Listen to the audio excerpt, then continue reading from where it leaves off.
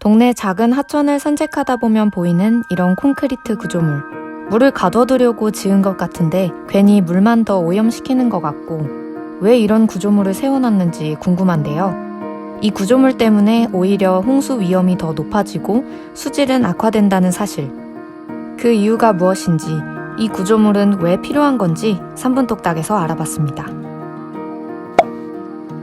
강에 있는 이런 구조물을 보라고 합니다.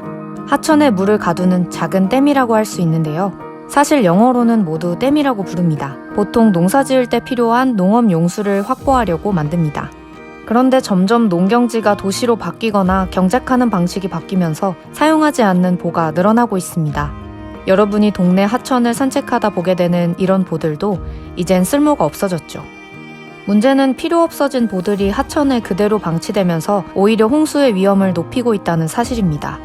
보가 물을 가두는 역할을 하기 때문에 큰 비가 왔을 때 물을 정체시키고 수위를 더 상승시키는 것이죠.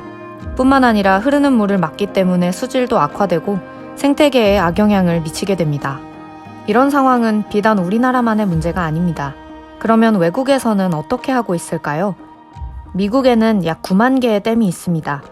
이 가운데 너무 오래돼 붕괴 위험이 있거나 연어와 같은 물고기의 이동 통로를 막는 등 하천 생태계에 문제를 일으키는 댐들을 없애고 있습니다. 지난 100년 동안 1797개의 댐을 해체했고 2020년 한 해에만 69개의 댐을 없앴습니다. 이 가운데 가장 높은 댐은 높이가 64m라고 하니 규모가 상당하죠. 겨울왕국2의 모델이 되었던 높이 33m의 에라댐도 2011년에 해체되었습니다.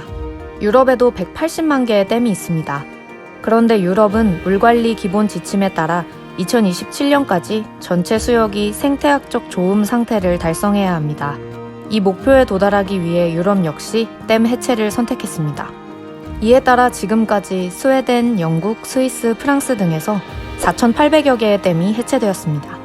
현재 우리나라에는 33,893개의 농업용 보가 설치되어 있고 높이 15m가 넘는 대형 댐은 1,216개나 됩니다.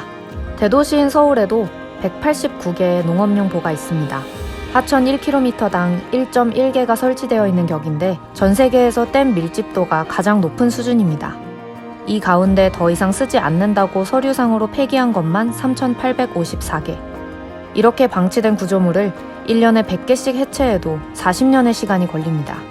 연구에 따르면 1970년부터 2012년 사이 하천에 서식하는 민물 척추동물의 개체수가 81%나 감소했다고 합니다. 같은 기간 해양생물이 36%, 육상생물이 38% 감소한 것에 비하면 상황이 심각합니다. 가장 큰 원인은 댐과 제방 같은 인공 구조물로 인해 하천 생태계 시스템이 파괴되었기 때문. 이제라도 문제가 되는 보와 댐을 해체하는 것이 강을 살리는 가장 쉽고 효율적인 방법입니다. 환경운동연합은 강을 건강한 생태계로 되돌리고 심각한 기후위기 문제를 해결하기 위해 보와 댐을 해체하고 강을 복원하기 위한 활동을 펼치고 있습니다.